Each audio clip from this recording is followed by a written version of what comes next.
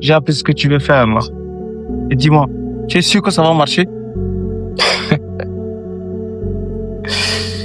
Je comprends ton doute. Et il est légitime. Le milieu dans lequel on est n'est toujours pas favorable aux grandes idées.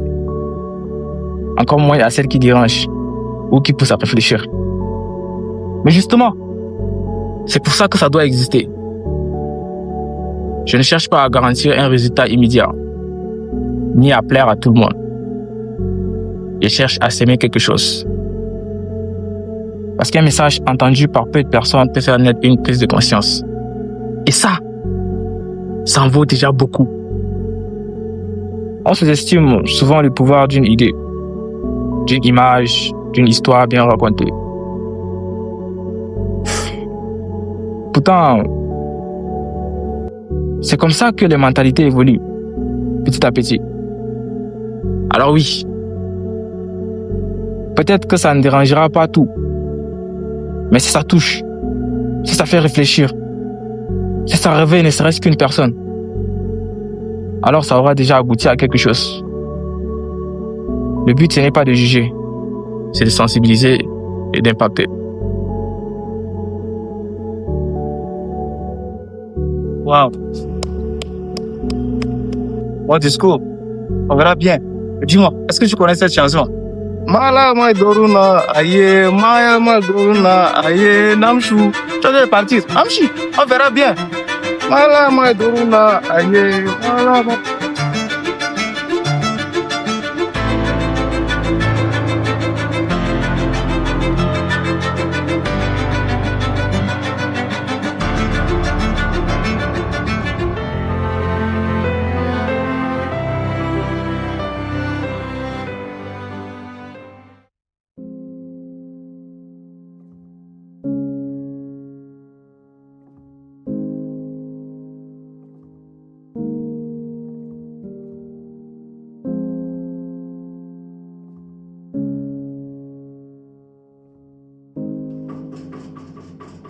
Ouais, entrez.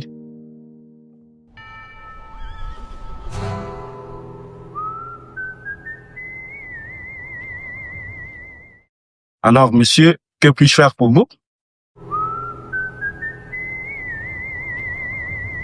Merci, Monsieur le Président, de m'avoir donné l'opportunité de vous rencontrer enfin en face. Avant tout, je me présente. On m'appelle étudiant leader.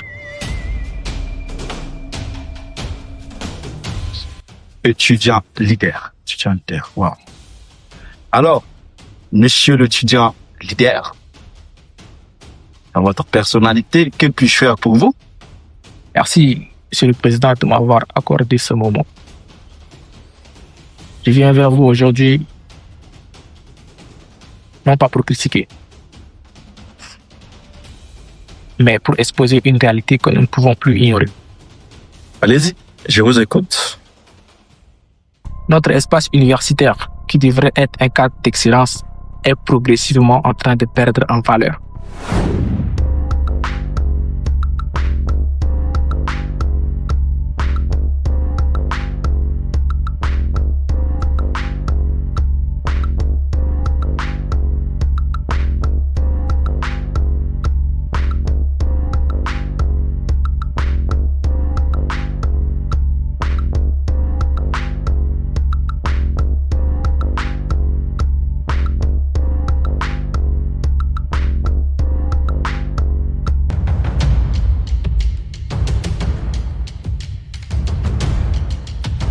Bonjour la salle.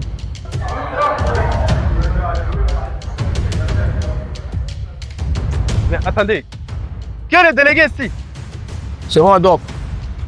Pourquoi ton entier est sale? Bah, Doc, c'est parce que le service naturel n'a pas fait son travail. Non, tu déraisonnes, délégué. Tu es un leader, tu dois être exemplaire.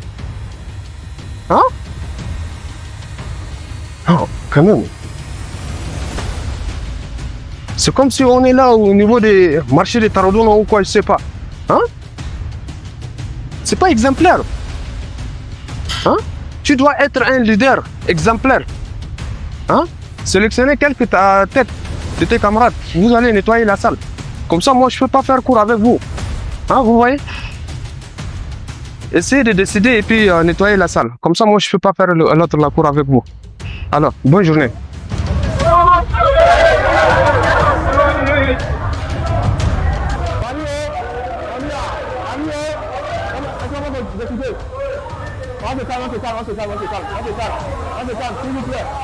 C'est notre salle, donc on doit se comprendre.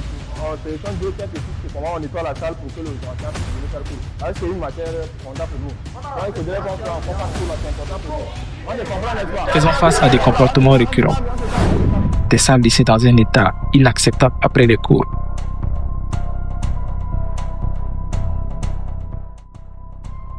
Mais les étudiants aussi, hein. Nous, on vous fait vos toilettes, on essaie d'arranger, on prend l'assainissement et c'est dehors, ils viennent chier.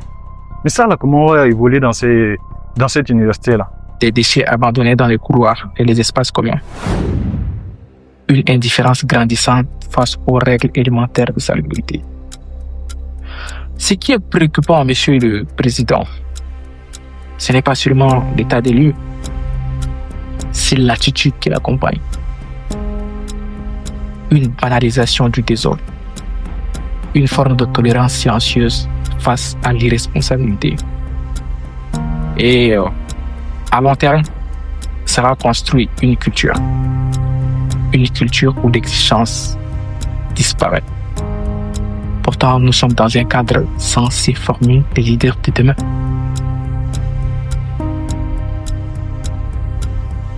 Wow, c'est intéressant. Vous avez un truc à ajouter? Ouais.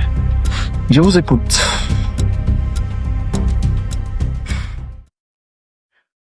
Monsieur le Président, il y a aussi autre chose. Il s'agit de certaines pratiques que l'on banalise sous le terme de baptême des nouveaux. Mais dans les faits, dépassant largement le cadre de l'intégration. Ok. Ça a été ton rendez-vous d'hier? Ouais, ça va. Ok. Tu es ici? Ouais, je suis aussi ici.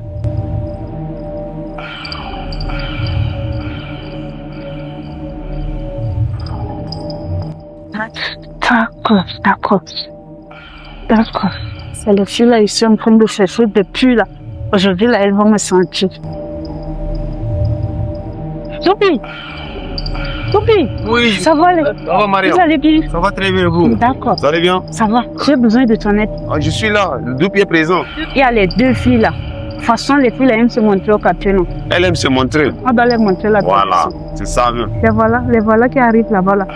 On est là. Les montrer là. Tant que nous sommes là, nous sommes là pour mettre ce qui est clair.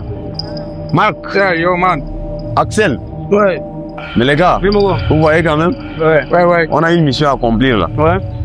Ces deux là vont sentir. On doit les baptiser. Mais c'est la tradition. Voilà.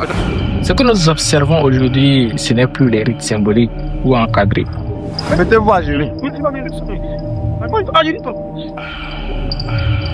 Normalement, correctement. Nous vous bâtir. Prenez les sacs là. S'il y a l'occasion même la fouiller, vous aurez des trucs dedans. Mais on est où là? Hey, donne. Et tu fais quoi au quartier? Je te montre, non, juste à mon petit à draguer, tu as refusé. Je vous baptise au nom de l'université. Vous tentez de résister? Vous êtes où là?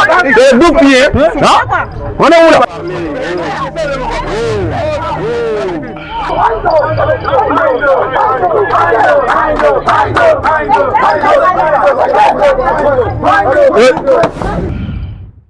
C'est des comportements qui instaurent un climat de peur. Des étudiants nouvellement arrivés que nous appelons les bleus. Oui. Les bleus, c'est comme ça ils les appellent. Se retrouvent soumis à des pressions, à des humiliations, parfois même à des formes d'intimidation psychologique. Ce qui devrait être un moment d'accueil devient certainement une expérience marquée par la crainte et la malaise. Elle perturbe l'ordre elle dégrade l'image de notre institution. Elle installe une culture où la domination prend le pas sur le respect. Monsieur le Président, une communauté universitaire ne peut pas se construire sur des rapports de force ou de traditions mal encadrés. Elle doit reposer sur des valeurs claires, le respect, la dignité et la responsabilité. Fermer les yeux sur ces dérives, c'est indirectement les légitimer. Je pense qu'il est nécessaire aujourd'hui de redéfinir clairement les limites, d'encadrer strictement toute activité d'intégration et d'envoyer un message fort. Aucune forme d'humiliation ou d'intimidation. Sa place dans notre environnement académique.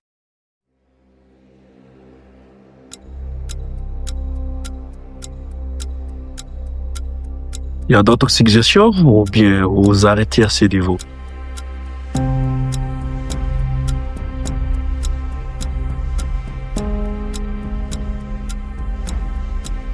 Monsieur le Président, il y a un phénomène plus discret, mais tout aussi préoccupant, qui s'installe progressivement dans notre faculté. Je vous écoute. C'est une tendance chez certains jeunes. Ouf. Les amis, vous avez quoi? Moi, là, je suis tellement fatiguée de la faculté, là. Je préfère faire même l'institut, hein. Si seulement mes parents ont des moyens. Je sais que toi, tu aimes les bonnes choses. Auparavant même. Oui. Faut aller. Sujet rattrapage même là, on donne quoi, tu sais? On donne quoi? Citez ce que vous avez mangé à la maison. Attendez, les amis, attendez. Je l'ai un peu là. Attends, on ne pense pas comme ça. Tu sais, vous devez changer votre mentalité. Mais ils nous prennent comme des délinquants. Toi, Merveille, au lieu de rester à rêvasser sur la vie des étudiants à l'institut, tu devrais réfléchir à un moyen pour qu'on puisse changer notre faculté, changer notre image. Et toi, Franck, tu devrais éviter de mal parler d'eux. Tu vois, c'est les mêmes enseignants qui nous enseignent, qui les enseignent aussi. Ils dénigrent leur propre institution tout en idéalisant, parfois sans recul, les universités extérieures. On entend des comparaisons constantes, des critiques systématiques et surtout un discours qui fragilise notre identité collective. Bien sûr, aucune institution n'est parfaite. Et la critique, lorsqu'elle est constructive, est nécessaire. Mais ce que nous observons ici dépasse le cadre d'une analyse collective. Il s'agit d'un état d'esprit, une forme de dévalorisation interne. Certains étudiants parlent de leur faculté comme d'un espace sans valeur, sans avenir, tout en plaçant ailleurs une excellence presque mystifiée. Monsieur le Président, un regard porté sur nous-mêmes et des conséquences profondes. Il affaiblit malheureusement les sentiments d'appartenance et des motifs. Il freine toute dynamique de progression collective. Bien, c'est intéressant. Je prendrai note de tout ça. En fait, monsieur, il y a un dernier truc. Ah bon? Oui, un dernier remarque. Je vous écoute. On observe des regroupements fermés. Hey, Marco, tu sais, de façon que j'ai vu une fille MK aujourd'hui là, je t'ai dit, c'est une villageoise même. Je t'ai dit, laisse ça, celle-là. Elles sont toujours comme ça. Hein. Elles ne vont jamais changer d'habillement. Elles s'habillent comme si elles partent ramasser les fagots. Ah! Laisse ça. Il est encore dans les bus, c'est fini avec elles. Oh, elles sont trop villageoises, ceux-là. Ah ouais. C'est dit. En tout cas, c'est leur nature. Vraiment. Bonjour. Vous allez bien? Ah, oui, ça va non? Ok, ça va. Pas de quoi un si cool comme ça. C'est dit qu'on parle des gens, non? Surtout les maillots venus ici à la fin. J'ai dit, tu vois, elle dit, on dirait au courant, hein. Des choses comme ça. Non, il ne faut jamais changer. Ma chère, ma fille là, arrêtez. Regardez derrière vous, s'il vous plaît. Elle est derrière. Vous avez fait la musulmane.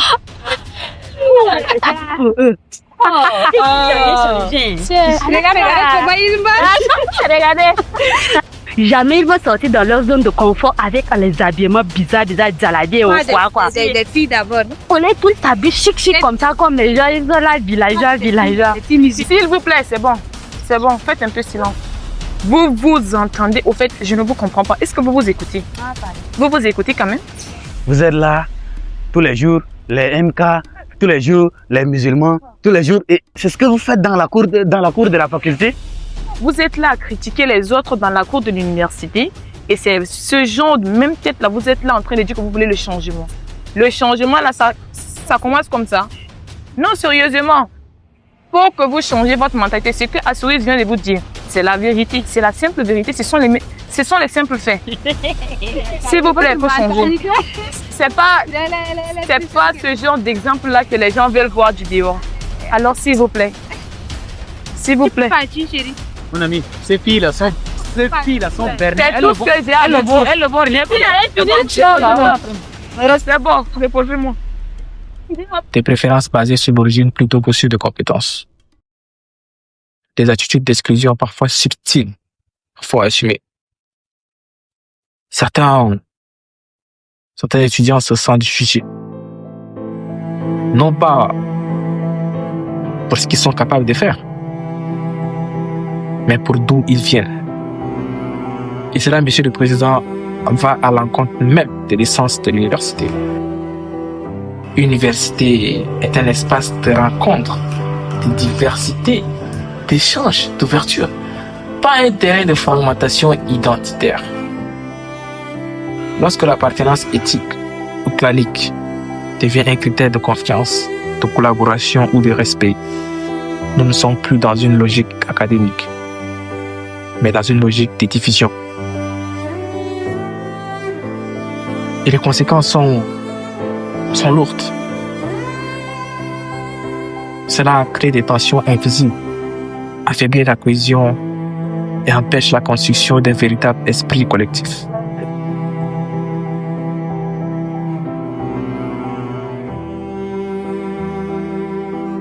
Monsieur le Président, tout ce que moi je veux, c'est le changement. Oui, le changement. Rien que le changement. L'université, c'est pas un lieu de division. C'est pas un lieu de dénigrement. C'est plutôt un lieu d'union.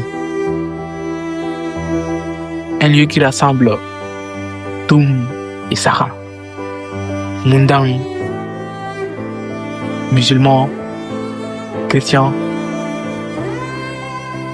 Ouais, c'est ce que nous rêvons de voir, Monsieur le Président.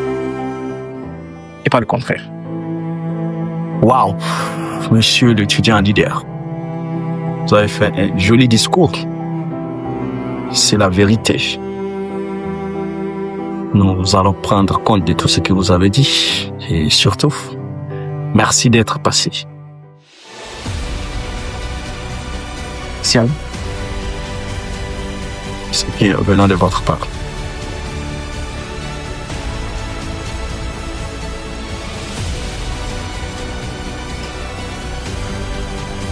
Merci d'être passé.